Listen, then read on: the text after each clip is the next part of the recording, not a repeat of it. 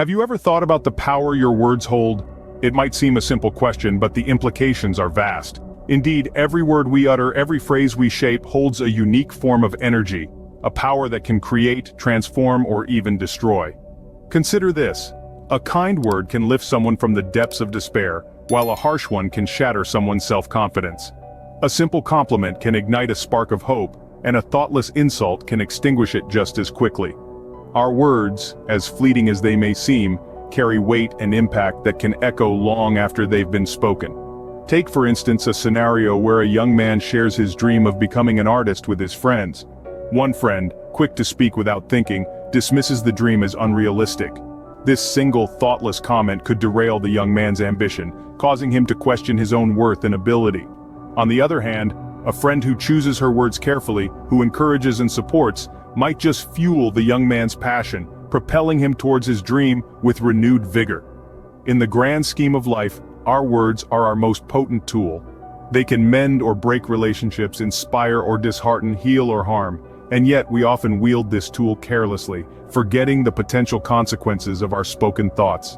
The importance of thinking before speaking cannot be overstated. It's about understanding the power of our words and using them responsibly.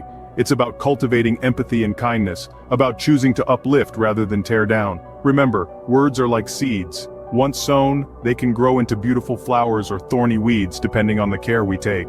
And often, the effects of these seeds flourish long after they've been planted, influencing not just the immediate situation, but also the future.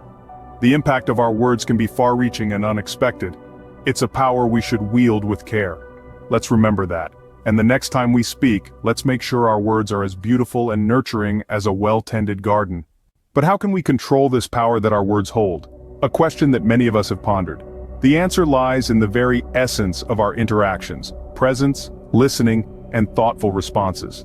Imagine you're in the middle of a heated conversation.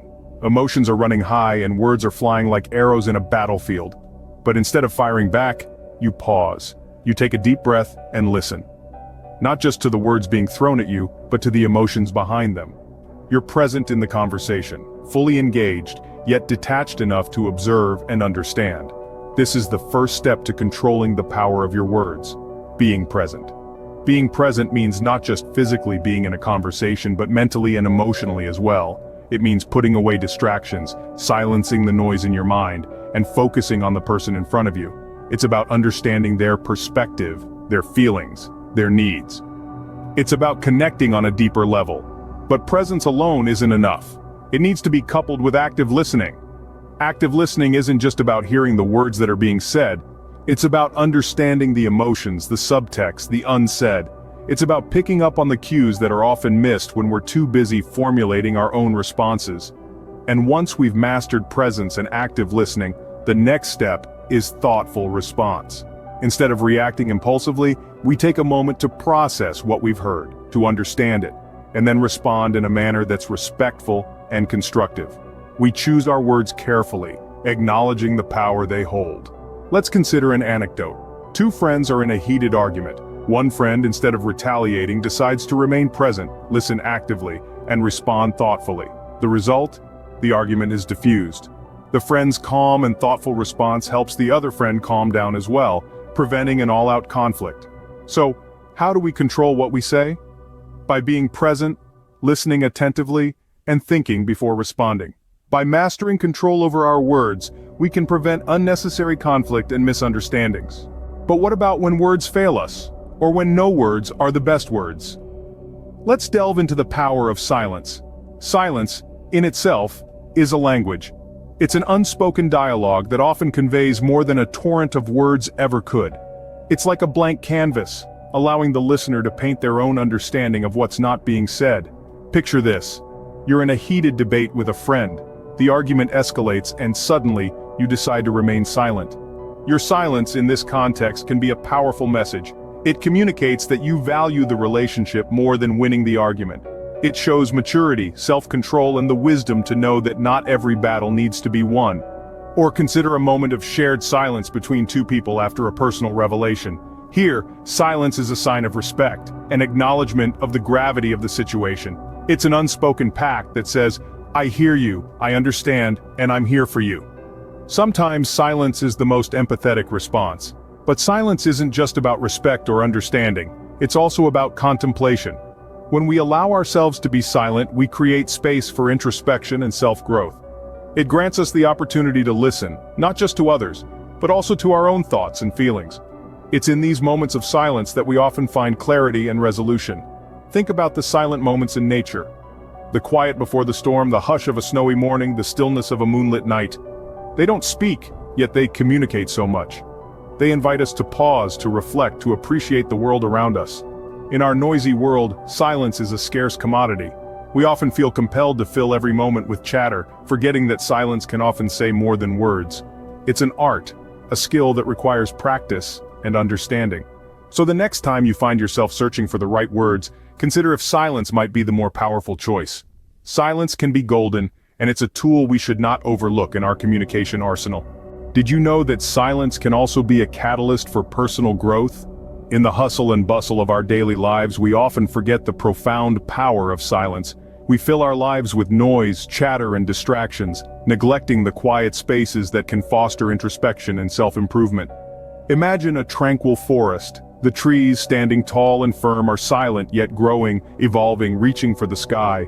They do not need to voice their growth, it's manifested in their majestic stature. This metaphor beautifully captures the essence of personal growth through silence. In the realm of our minds, silence can serve as fertile soil for the seeds of self-improvement. It provides us the room to reflect, to ruminate on our actions, our choices, and our paths. We unearth the layers of our thoughts, peeling back the noise to reveal the core of our existence.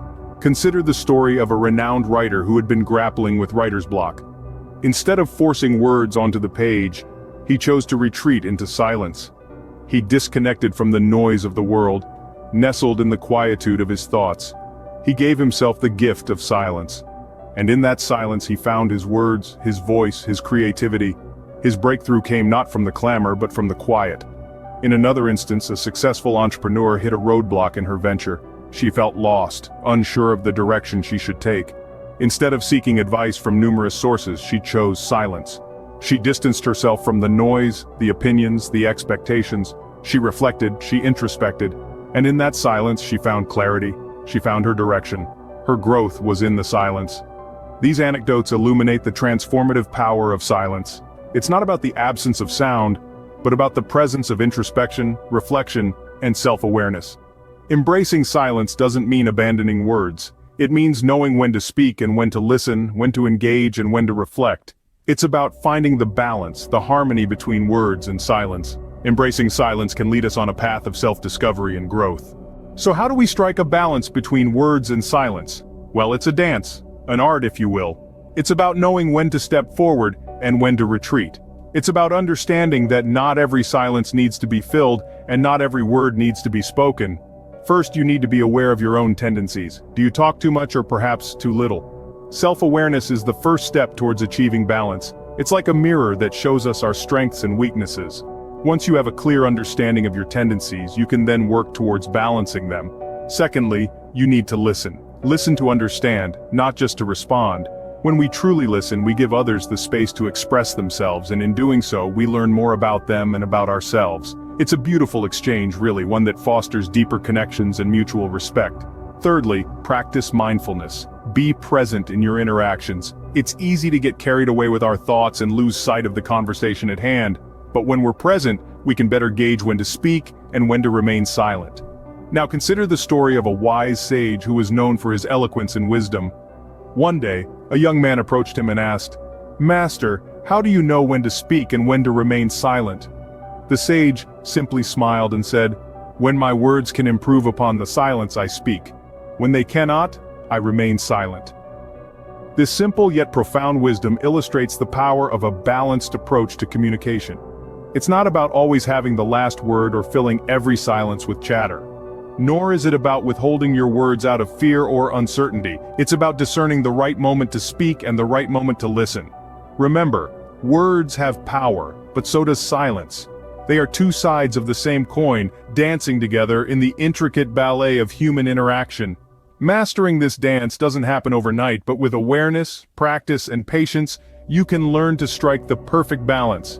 The art of communication lies in the balance of knowing when to speak and when to embrace silence.